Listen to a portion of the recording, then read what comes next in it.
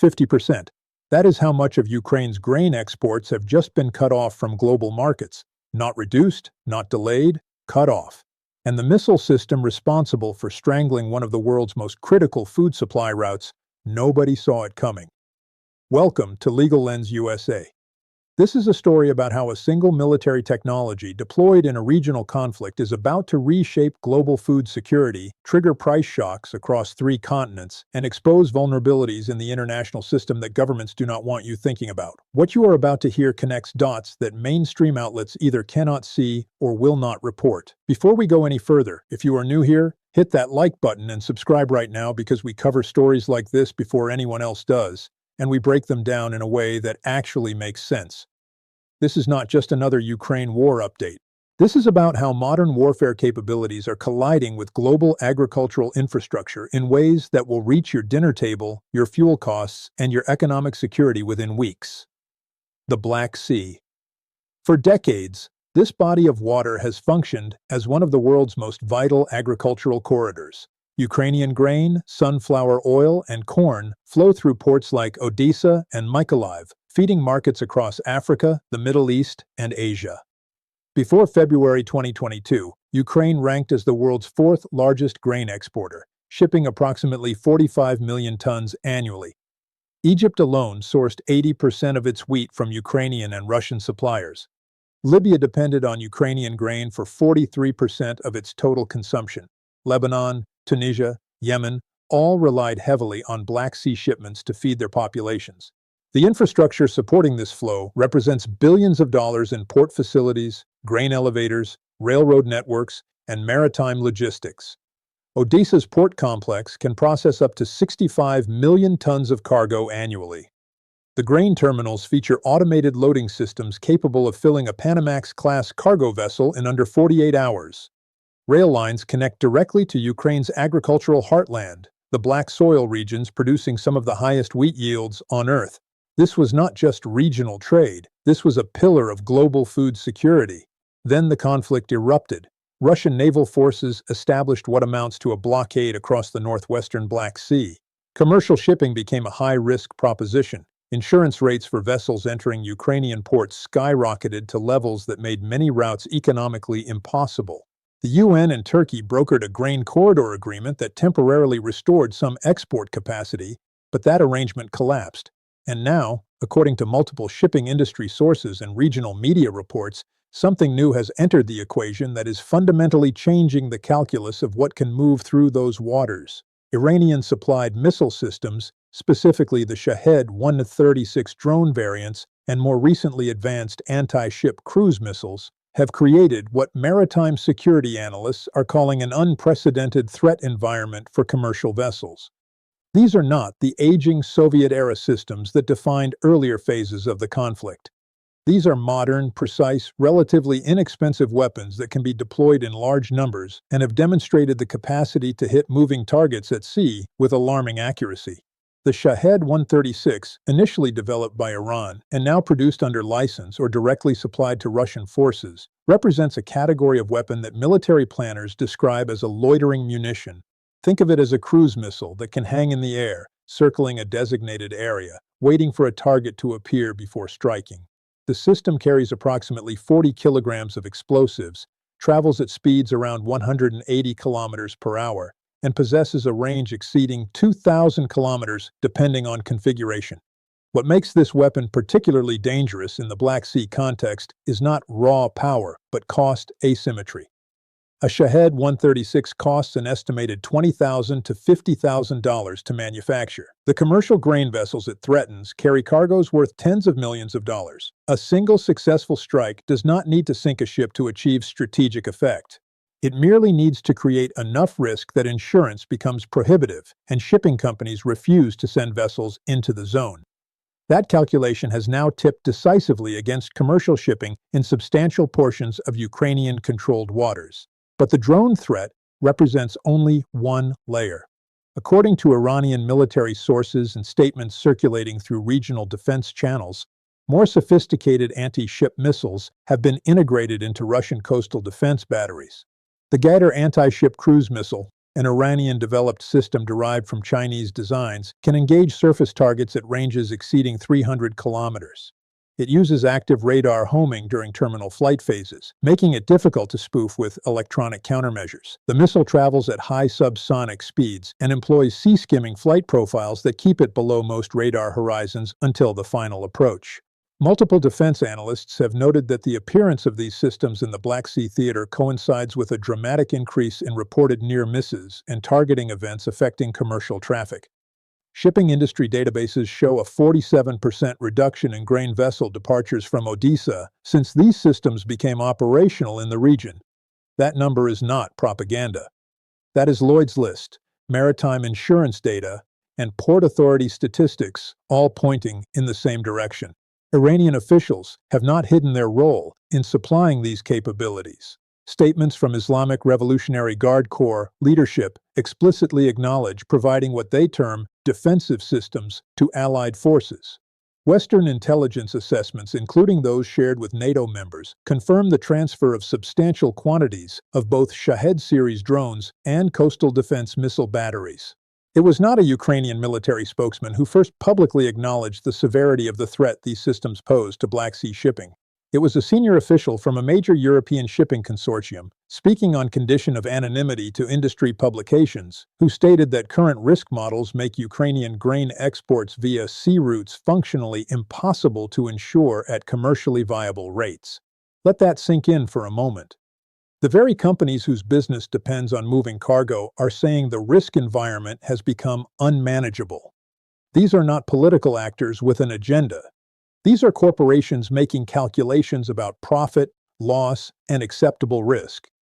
When they say the routes are too dangerous, they are telling you that the weapons deployed have fundamentally altered what is possible in that theater. Drawing an analogy to commercial aviation, this situation resembles the aftermath of the Malaysia Airlines Flight 17 shootdown over eastern Ukraine in 2014.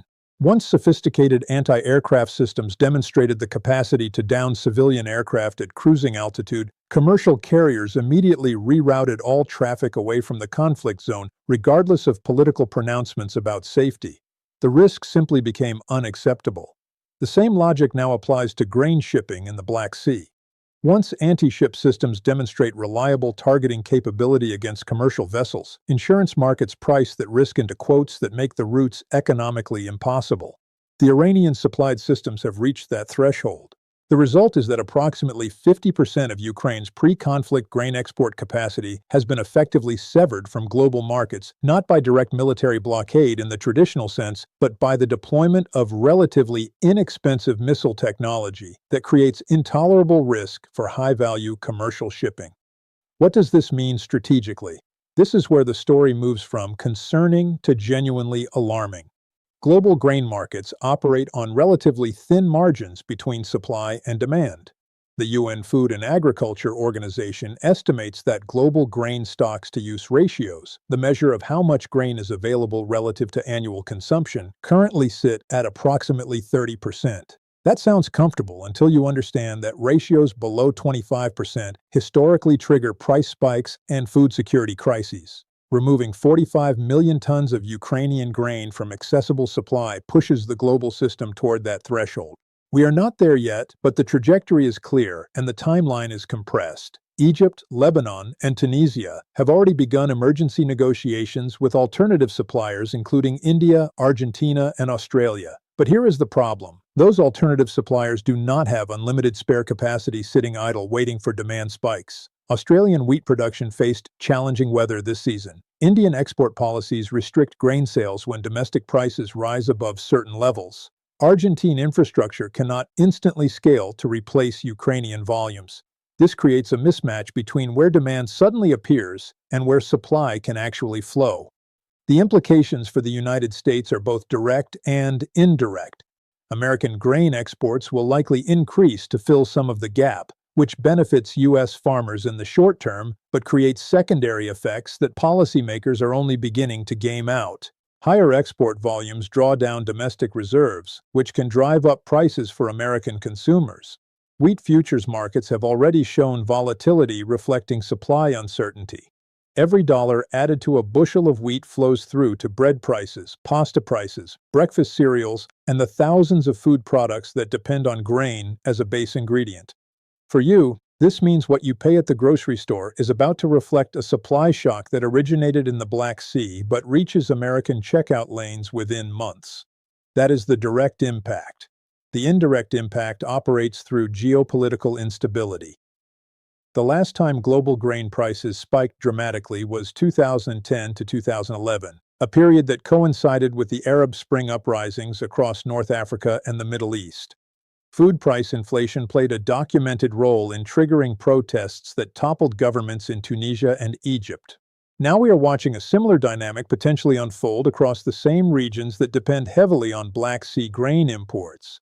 Lebanese food inflation has already reached triple digits. Egyptian subsidies for bread, a politically sensitive staple, are consuming increasing portions of government budgets already strained by economic challenges. Tunisian protests over food costs have escalated repeatedly over the past 18 months. What happens when grain supplies become more constrained and prices rise further? History suggests that governments fall, refugee flows increase, and regional instability spreads in ways that eventually demand American attention, resources, and potentially military involvement. There is also the question of strategic leverage. Iran, through the supply of these missile systems, has effectively handed Russia a tool for manipulating global food supplies without needing to deploy its own naval forces or face direct attribution for a hunger crisis. The drones and missiles do the work. Commercial shipping companies make rational risk calculations. Global grain flows redirect. Food prices rise in politically fragile regions, and the fingerprints on the trigger are obscured enough that direct retaliation becomes complicated. This represents a form of strategic warfare that operates below the threshold of conventional military confrontation but achieves effects that rival traditional blockades or embargoes. American policymakers are now absorbing what this means for future conflicts. If relatively inexpensive missile systems can effectively close critical shipping lanes by creating insurance and risk environments that commercial operators will not accept, then every major maritime corridor from the Strait of Hormuz to the Malacca Strait to the Suez Canal becomes potentially vulnerable to similar tactics. The cost asymmetry is devastating. A few $1 million in missile systems can threaten billions of dollars in commercial shipping and create strategic effects that ripple across global markets. According to Ukrainian government sources and agricultural ministry officials, the export reduction figures are not speculative projections, but documented capacity measurements based on actual shipping data from the past 3 months. Port throughput statistics show the decline clearly. Vessel arrival counts have dropped by the percentages cited. Grain elevator operators report stockpiles building because export routes remain closed or too risky to utilize. But it is important to acknowledge that this situation remains dynamic, and competing narratives exist about both the severity of the threat and the potential for restoration of shipping corridors. Western military officials, particularly those from NATO naval forces conducting Black Sea operations, have stated that the threat to commercial shipping, while real, can be mitigated through convoy systems, air defense coordination, and diplomatic pressure. According to Pentagon briefings shared with allied governments, the United States has provided Ukraine with additional air defense systems specifically configured to protect port infrastructure and coastal approaches. These officials argue that with proper defensive measures, commercial shipping can resume at reduced but meaningful levels. The conflicting assessments, Ukrainian sources describing a 50% export capacity reduction versus Western officials suggesting mitigation strategies can restore significant shipping volumes, create an atmosphere of uncertainty that itself affects market behavior. For many shipping insurers and cargo companies, the mere fact that missiles are being fired at commercial vessels in the region marks an unacceptable escalation, regardless of whether interception rates improve. Insurance underwriters price risk based on potential exposure, not optimistic projections about future defensive improvements. If a missile gets through and sinks or severely damages a loaded grain carrier, the financial losses extend beyond the vessel itself to cargo claims, salvage operations, potential environmental damages, and the reputational risk of having operated in a zone where such incidents occur. That calculation often leads companies to avoid the risk entirely rather than accepting marginally improved defensive protection. There is also the question of attribution and verification. Iranian officials acknowledge providing defensive systems to allied forces, but characterize these transfers as legitimate military cooperation between sovereign states facing Western aggression. They point to extensive American weapons supplies flowing to Ukraine as creating the context for their own support to Russia. Western governments and media outlets describe the Iranian supplies as destabilizing escalation that violates international norms and extends the conflict's humanitarian costs. Both narratives contain elements that their respective audiences find compelling, and both obscure the fundamental reality that advanced missile technology has entered the Black Sea theater in quantities sufficient to alter commercial shipping calculations regardless of how one labels the transfers. Whether further evidence will confirm or challenge specific technical details about missile system capabilities remains to be seen. But the story of Ukrainian grain export disruption has already captured global attention and underscored the volatile dynamics of modern conflict intersecting with critical infrastructure. So where does this leave us? It leaves us at a moment where one regional conflict, armed with relatively inexpensive but highly effective missile technology, has severed a critical artery in the global food system. 50% of Ukrainian grain exports offline. Insurance markets pricing Black Sea shipping routes as unacceptable risks. Alternative suppliers unable to instantly fill the gap. Price pressures building in markets from Cairo to Beirut to Tunis. And American policymakers facing the reality that weapons deployed thousands of miles away will soon affect what American families pay for food while potentially triggering instability that draws the United States into expanded commitments. This is a story that is still developing, and Legal Lens USA will keep you updated as new information emerges. If this video helped you understand what is really happening with global food supplies and the weapons systems reshaping trade routes, please share it with someone who needs to see it and drop a comment below. Do you think Western governments have a credible strategy to restore Ukrainian grain exports, or has the deployment of Iranian missile systems created a permanent shift in Black Sea shipping dynamics? Let us know what you think, because this conversation matters, and your perspective matters. This is what modern strategic warfare looks like. Not necessarily ships sinking in dramatic naval battles, but insurance actuaries adjusting risk models, commercial operators rerouting vessels, food prices climbing at grocery stores, and governments in fragile regions facing populations angry about bread costs. The missiles are real. The export reductions are documented. The price pressures are building. The answers are not clear yet. The solutions are not defined yet. But the question has been asked loudly through the deployment of advanced weapon systems in one of the world's most critical agricultural corridors.